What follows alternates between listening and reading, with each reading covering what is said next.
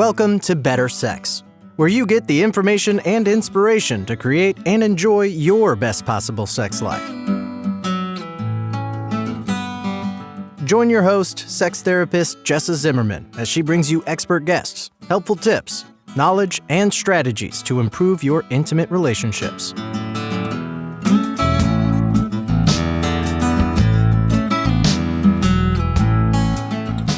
And now, your host, Jessa Zimmerman.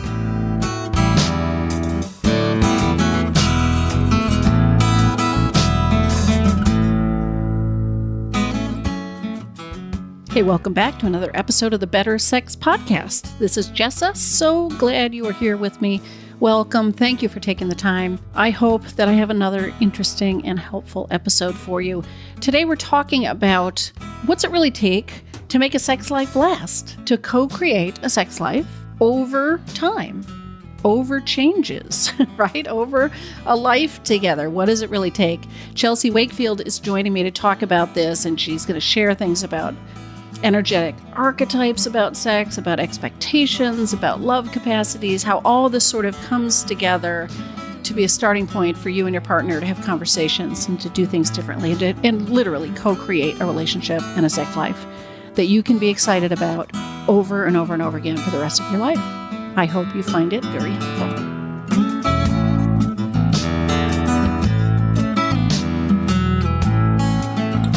And before we start the show today, it is sponsored by Intimacy with Ease.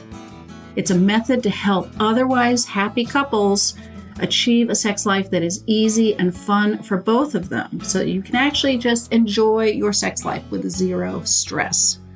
For more information, if you want to watch a brief little training video that's available, all of that, go to intimacywithease.com. Chelsea, thank you so much for joining me on the show. You're welcome. I would love to start with just a little bit of background about the nature of your work and what you're sort of passionate about helping people with. Well, I've been a psychotherapist for about 23 years. And somewhere along the line, I became really interested in working with couples. I seem to have a little bit of a passion for it and a talent for it. And I just began to study as many kinds of couples therapy as I could get my hands on, so to speak. And inevitably, it led me to an awareness that sexuality is something that most couples struggle with at some time in their life. And the big questions about long-term relationships, sexuality in a long-term relationship, and what kinds of things get in our way, what can help move us forward so that we can actually have a meaningful connection over the arc of a relationship. Yeah. So what would you say some of those elements are that really can make a relationship and a sex life thrive over time? I think that sexuality has to actually be a priority for the couple. So sometimes when I'm talking to people, I ask them, well, why would you want to engage in, co-creating a sexual relationship? What would it bring you in your life? And many people don't have an answer to that question. Really? Yes, I think, well, certainly people that are the hungrier party in the relationship would say, I'm hungering for it. I feel really starved, sexually starved. But often, as you undoubtedly know, there's a high desire partner and a lower desire partner. And someone once said that someone who doesn't have a desire, Gina Ogden, the great sexologist, used to ask, desire for what? Desire for what? The idea that we need to co-create a sexual relationship and a connection that two people both want to participate in encompasses so many dimensions of relationship, including actually knowing oneself, defining oneself as a sexual being, being able to engage in conversations with a partner that might be somewhat anxiety promoting. And if you've got two people who are pretty conflict avoidant, you're not going to get very far. Right. If you've got one person who's kind of angry about their disappointments about the sex life, that's not an aphrodisiac. Right. To have somebody who's demanding and bullying or sulking and pouting. There really needs to be a lot of personal development in each of the parties, which most people don't think about. In a lot of couples work, I find that most people come in wanting to change their partner. Yeah, right. We're thinking nobody should have to change. This should just work, right? It either works or it doesn't work. Yes, magically, Yeah. magically. Right. And the idea that sex is a natural process, it's far from a natural process. I mean, if we were animals in the wilderness, perhaps just mating once a year, it might be a different kind of a process. And we're also living so much longer than we used to 100 years ago.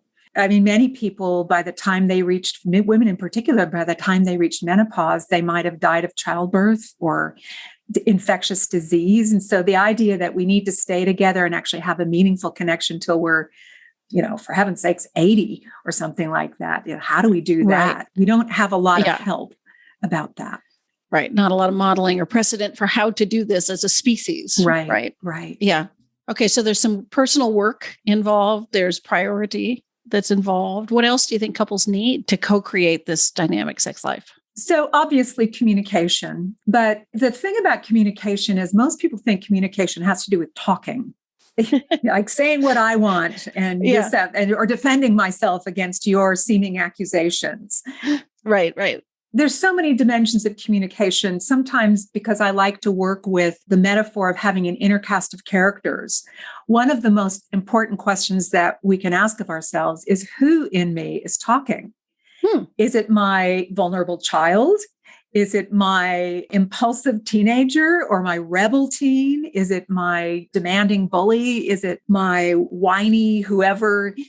Who in me is communicating? And can I get a healthy adult online that can actually communicate the dimension of my sensual self, not my thinking self, not my achieving self, not my graduate student self or my mother of 4 children self? How can I get in touch with the dimension of me that actually has to do with the senses and with presence and with participation and with play? How can I get in touch with that? And what does it take for me to shift states from maybe, my responsible mom or my intellectual teacher self, my researcher, into that part of me that is available for a different kind of connection with my partner? And how do we find our way there together? Okay, well, let's not have those be rhetorical questions. How does one get in touch with that self? When I am working with people, I always want to know how successful are they at managing their anxiety, giving them tools for manage anxiety, which depending on their history can be a lot of work. If they've got a history of being mistreated or abused or abandoned, there's a lot more work to do because maybe at the beginning of the relationship when the dopamine was really pumping, which is that sparkly limerent part of the relationship when we just feel less inhibited and more of a sense of desire and I can't keep my hands off of you. That transition into the second stage of the relationship is a transition that a lot of people don't make successfully. Because that's when a lot of our early attachment stuff kicks up where we start to really need someone.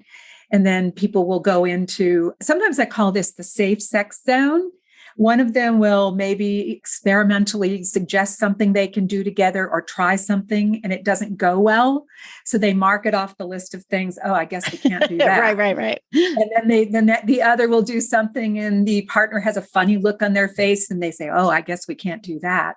So after a while, the overlap on the Venn diagram gets smaller and smaller till it can just get to be extremely rote. Yeah, that's what David Snarch calls the leftovers, right? We've taken everything off the table that makes you anxious or me anxious, and you're left with this little subset, which might be enough for a little while, but eventually it feels pretty contained. Yeah. It's a great way of referencing it. And so one of the things that David Schnarch talks a lot about, and the person that I trained a lot with, who's Ellen Bader of the Couples Institute, is I'm very much in favor of, I like to look at attachment, but I also like to look at the process of differentiation. How do we avoid the emotional contagion where I'm constantly taking care of you managing your inner state? And you're taking care of me managing my inner state. Now I'm managing me and you're managing you. And we're just communicating from over here. Oh, this is what's going on over here for me. This is something that I'm interested in. And you're doing the same thing, but I'm not hearing it as a demand, or I'm not hearing it as if I don't do that, I'm a failure. Yeah. But it becomes at the beginning point in a conversation where I might then ask, well, tell me more about that. How do you see that playing out? And if I don't want to do this part of it, could we do that part of it? So we get flexible and creative.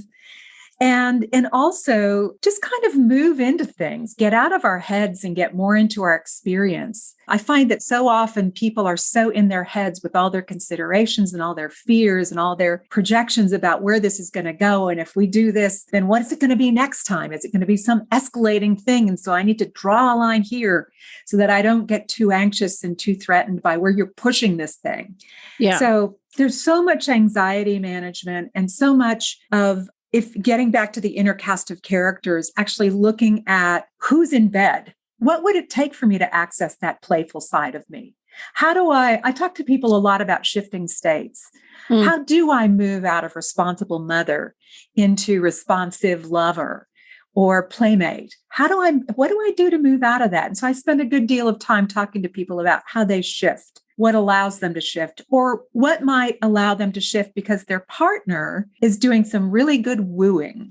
I like that term wooing, that people need good wooing skills. Yeah. Yeah. So it sounds like, how do we make the shift? It's largely experiential, right? Like you got to get in there and learn about what helps me set some things aside or shift states or access that playful or sensual side. Yes. And get out of being the mom. Yes, absolutely. And sometimes it even requires some sort of a ritual. So let's say that I've got a really harsh sexual inner critic who's always evaluating me, what Masters and Johnson used to call the spectator. Yeah. I might actually walk the spectator out the door of the bedroom and say, you get to stay out here and you cannot come in, and shut the door. So I've actually got some sort of a concretized ritual, or put all the things that I'm concerned about into a little concerns box and saying, all of you can live in here for the next hour or so, and I'll revisit you in an hour. But for now, I might even put a little protective angel on top of that. Because for so many women, they have this superstition that if I'm not constantly thinking about the children, somehow I'm not being their protective angel. Yeah. Yeah. So I wrote a book called In Search of Aphrodite, and it looks a lot at women's sexuality and their sexual archetypes. And sexual archetypes are more than roles. They're whole systems of energy that we inhabit that change the way that we think about things and see things, the way we move, the way we dress, what we say. They're really whole systems of energy. And in that book, I talk about 4 primary umbrella archetypes that women inhabit. Most of the women that I work with tend to live in the archetype of the nurturer. So, I'm taking care of my partner. Sex is something that's good for the relationship. I need to find out who you want me to be. And if I don't really want to be that person, then I begin to shut myself down or retreat. Yeah. Or I engage, but I'm not really in my body. I'm not really here. Macy Day, who's a wonderful sexologist, talks about how sex is not so much about getting off as it is about getting here. Yeah. Yeah. So that whole thing about being in the present moment. Other women are very stuck in the romantic, and they might be thinking things like, if I have to tell you, it doesn't count. Yeah, I've heard that. Shouldn't they just know? I shouldn't have to say this. Exactly. Yeah. If you loved me, you would know. Yeah. So just working with people around how much information has to go back and forth between two people about how I like to be approached, how I like to be touched. What kinds of touch? Do I like to be caressed or squeezed or tickled? Or, there's so many ways of touching someone, and we have so many areas of the body beyond the target zones that are wonderful places where pleasure can be experienced if a person is actually in their body.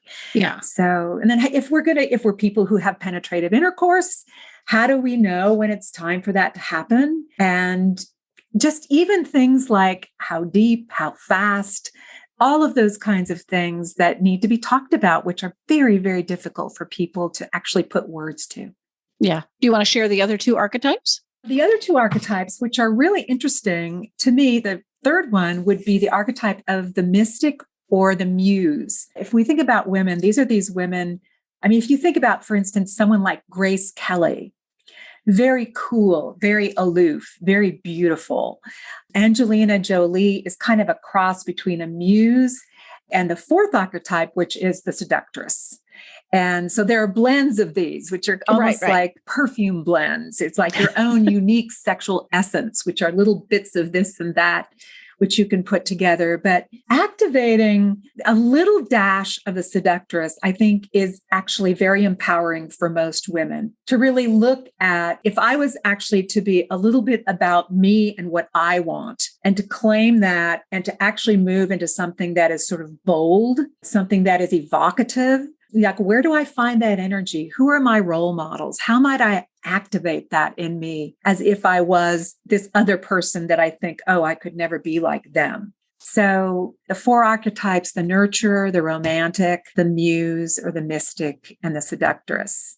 One of the interesting things about that archetype of the mystic is sometimes when I run into women who are yoga babes or really into Tantra, they just want sex to be spiritualized. It has to be spiritualized, and we have to bow to each other, to the God in you and the God in me. And there has to be a lot of this attunement. And there's, the idea that it would get instinctual, where there's any kind of pouncing or rolling and playing like a couple of lions or something like that, is not really a part of that spiritualized dimension. So anytime we move too far into one of those 4 umbrella archetypes, we're going to have some difficulty, not only with our partners, but with ourselves. I was thinking as you were describing them that there's sort of things that work better about each of these and things that there may be traps with each one. It's not like one is better than the other, or it can never be nurturing, right? I guess what you're saying is if we're too far into just one, there's going to be trouble. Yes. And so I'll send you a copy of my sexual essence wheel, because it has sort of the bright dimensions of those 4 archetypals and the dark dimensions, the shadow dimensions, where we get into, if a woman gets to be too pleasing, she might actually become a martyr or a doormat. Yeah. Yeah. In other words, I'm just being who you want me to be, and I'm a little angry about it, or, a little deflated. Okay, that'd be good to share, because I bet that captures a lot of information. Mm-hmm. Yeah. So in my latest book, which is The Labyrinth of Love, I have a big chapter on sexuality. I reference it back to the core of the book, which is about the 6 love capacities. So I can go through the 6 pretty quickly. Okay. So the first one is commitment, which seems fairly obvious, because we commit to a person. But what most people don't think about is that we're actually committing to a process. Yeah. Relationships keep evolving over time. We change. If you just get together with someone based on the fact that you meet my needs, what if my needs change? What if my needs are fulfilled? Now what? So the process over the arc of a relationship and a commitment to remaining present. So many times when people get into trouble with each other, they start walling off and retreating. Yeah. So that's the first, commitment. Right. And so commitment is not something we do on our wedding day or once or make a decision, right? This is an ongoing living commitment to engage and stay present. A commitment to a process and to staying present. Yeah. In order to stay present, the second love capacity is courage, because we have to be brave. And that's where we have to learn to manage our anxiety. And I actually think that courage is a spiritual capacity. It's something that we draw from the deep self. And we grow our courage by taking small risks, kind of like going to the gym. We start out with 5 pounds, and then eventually we can lift 10, then we can lift 15. And then over time, we get so courageous, we can really self-reveal and really be present to our partner self-revealing, and maybe even engage a little shadow and light and find out, oh, that's kind of scary to me, but I can hold steady, and sort of be with you. And then to move into the third love capacity, which is curiosity. Yeah. Which would be questions like, why is that so important to you? Why is it so pleasurable and meaningful? And be curious about ourselves. It's like, if I get scared, what just happened with me? What did that touch into? If I'm really upset, what's happening here in me? What are the origins of this? So in The Labyrinth of Love, which is the name of that book, it's got a whole bunch of questions about how to do personal inquiry and inquiry of your partner and really getting to know them more deeply. Yeah. The third is communication, which we talked about earlier. It's like, who in me is talking? What am I seeking? Am I actually listening deeply rather than just talking and telling? Right. Communication is a two-way street. It is a two-way street. And can I do perspective taking? Can I cross the bridge into your world and look out of your eyes and figure out with curiosity and courage, why is this so important to you? Why do you want it so badly? things of that sort. So Yeah. I also find that the where of communication is very important, and the when. It's kind of like if you start a serious conversation with the partners, they're heading out to work, probably not the best time. Right. Or just before they're already like half asleep. Exactly. That was something that my husband and I had to work out, because he would like suddenly think of things as we were just drifting off to sleep and say, "Oh, I just forgot." Right. Please don't do that. I was almost asleep. Yeah. So the where, the how meaning that things like tone actually really matters. Yeah. Because it lands in our nervous system. What are the words that I'm using? Am I staying in personal responsibility and I language? Or I'm saying, you made me feel, you're irresponsible, you're selfish, you did that, which is definitely always going to evoke defensiveness. Right. So there's a lot of information on the chapter on communication. And then we move to something that people don't often think about in relationship, which is compassion. And people often mistake compassion for sort of giving people a free pass, but it's not. Compassion has to do with the fact that we're all human, and we actually really need to be self-aware and kind and responsible. Mm-hmm. So compassionate for ourselves and our own struggles and the edge of our growth where we're not quite where we'd like to be yet, and compassion for a partner who will be also struggling with human stuff. Right. And not expecting them to be perfect people right out the gate. Yeah. So the last one is creativity. And that comes back to co-creating the relationship across the arc of the relationship. Yeah. What do we want to be experiencing together here? What kind of a sexual relationship? And what are we going to do over the arc of the relationship? What are we going to do at the age of 70 when we can't even get into our favorite sex positions anymore? How are we going to relate? How are we going to talk to each other? What do we want to share? What is the experience that we want to have together? So those are the 6 love capacities, and they apply to every aspect of our relationship, including our sexuality. Yeah.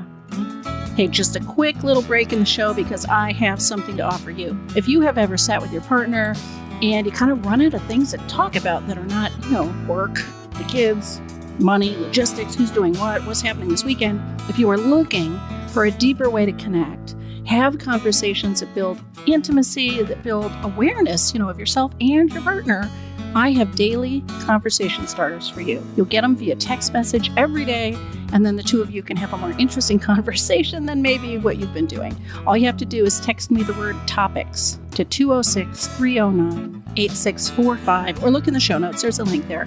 But text me the word topics, and you will start getting those every day. Now back to the show. How would you suggest couples, start to integrate these 6, practice these 6, start to, if they wanted a little bit of a process around them, what do you suggest? I think the first and most important thing is self-awareness. In other words, actually doing a little bit of some traveling down memory lane into your history, discovering your formative messages that you think you might have moved far beyond. You may have attended, as one woman put it, the church of hate, that caused us to, that you were encouraged to hate a number of people or to feel really badly about yourself. I remember I was working with a woman once, and she was raised in a really conservative religious environment, and she thought she had grown way beyond that. But I did a little something called voice dialogue, and I had her move over and speak from the part of her much younger self that had once been sitting in the pew with the fire and brimstone preacher. And she was amazed at what tumbled out of her mouth that was still in her psyche. Wow. About what it meant to be a sexual woman and what was allowed and not allowed. And the minute she was able to raise that up into her consciousness, she realized that little fundamentalist self was still living in her inner cast of characters and blocking her in terms of her full self-expression and her full experience of being an adult, married, as in it's allowed now, sexual being. So this, self-awareness, really looking at our history. So for example, a lot of times girls that are growing up that might be early developers, or maybe in a house where they're maybe not overtly sexually touched, but leered at by an uncle or a grandfather or a father or a stepfather. And they learned, boy, I better turn down whatever this is that is causing that person to leer at me. I better shut it off or turn it down. And then it never gets turned on again. Mm. And they're not aware that they did that in self-protection. But now that they're an adult and they know how to take care of themselves and set boundaries and be safe, they can turn that flame back up. So just becoming really self-aware about the starts and stops, the what Emily Nagoski calls the gas and the brakes in us. Right, right. And then sharing that with a partner. It's like, this is in terms of approaching me, in terms of us engaging together, these are the kinds of things that feel really good for me.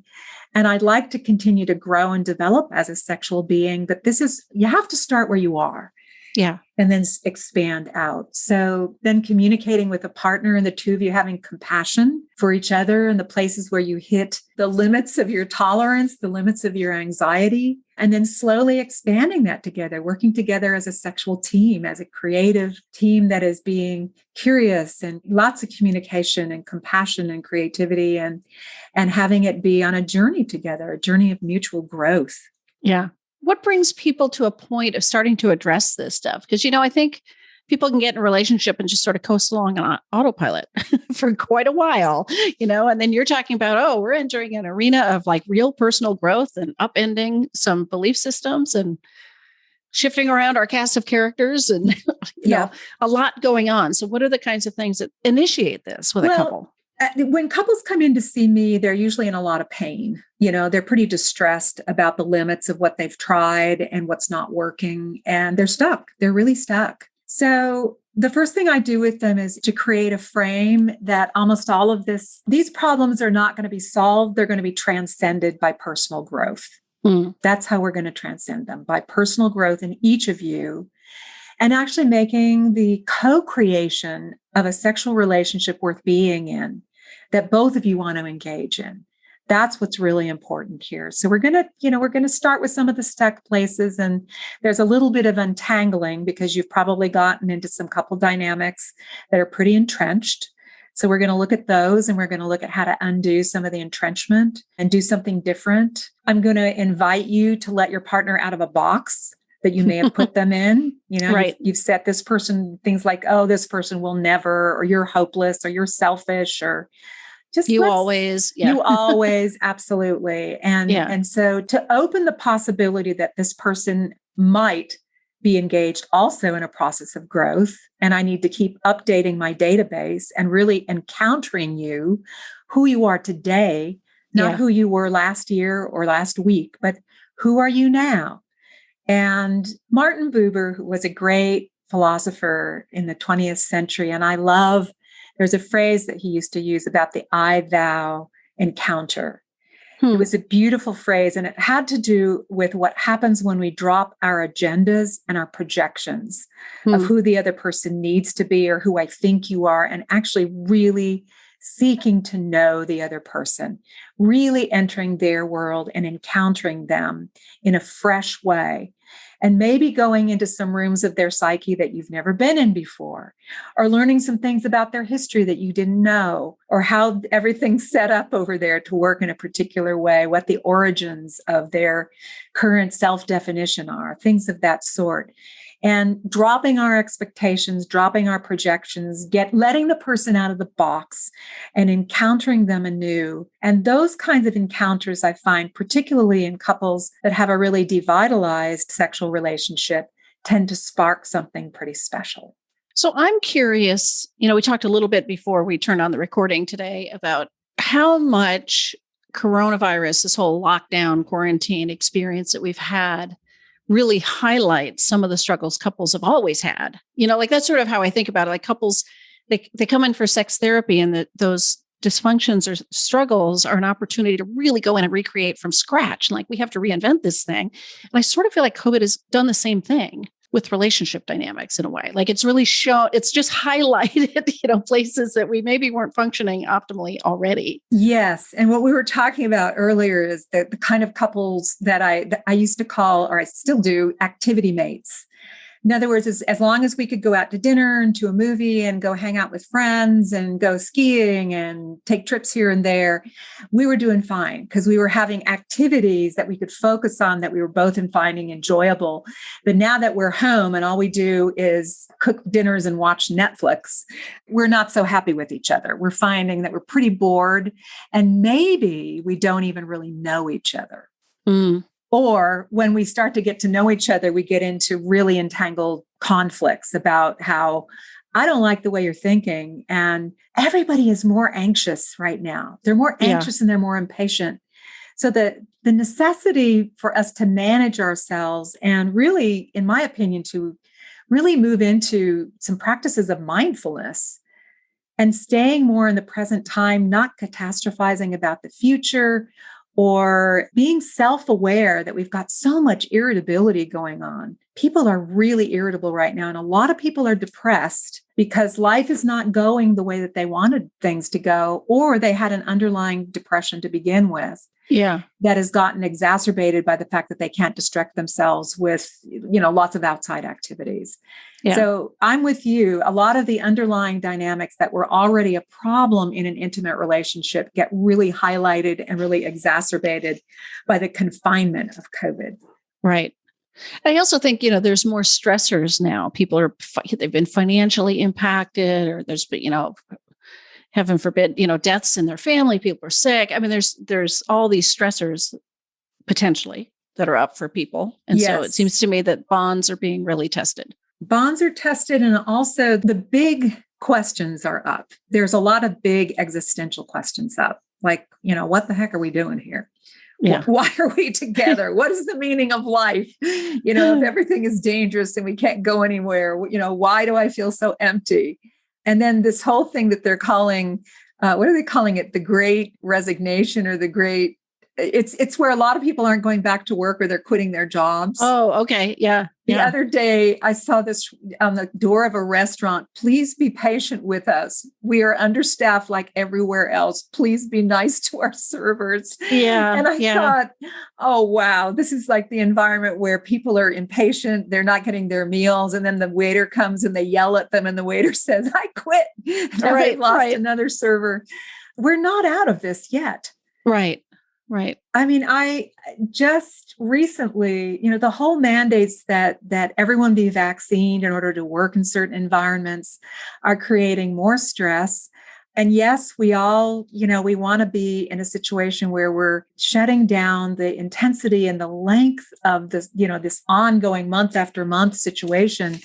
But there are people who just have very strong feelings about being vaccinated. And I have people in my own family who are arguing about that, not in my house, but in my extended family, where I've got a husband vaccinated, wife not vaccinated, mother vaccinated, all the kids vaccinated, except for the 26-year-old son who won't get vaccinated. And, we're in this world where the fracturing and divisiveness of people is really elevated. And so calling on the dimension of courage and curiosity and communication and compassion and commitment of, even though we view things really differently, we're not going to end the relationship.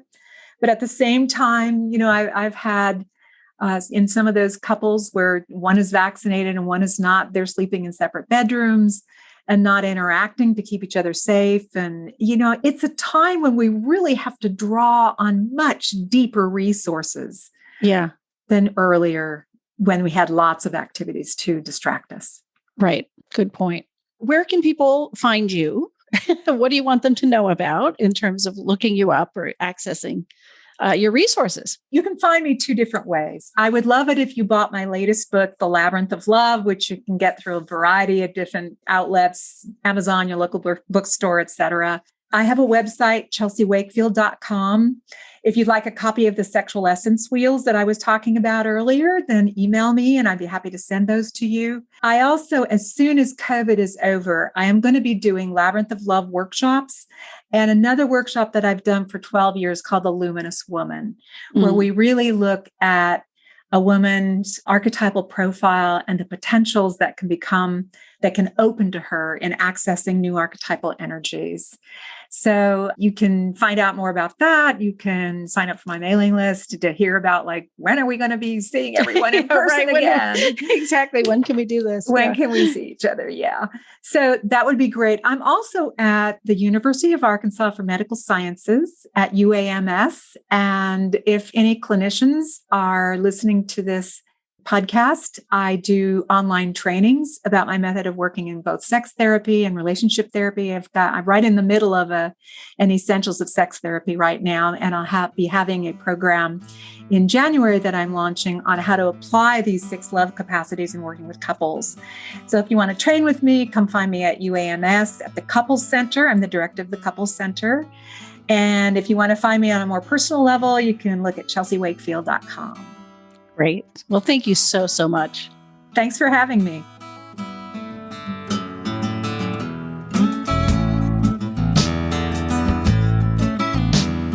You've been listening to Better Sex. Please visit our website, bettersexpodcast.com, for show notes and additional episodes.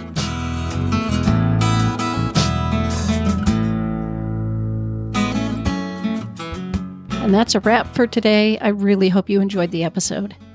If you are enjoying the podcast, if some of this material resonates with you and you would like to make a difference and make sure that this keeps coming out in the world once a week, ongoing, there are a couple things you could do to show your appreciation.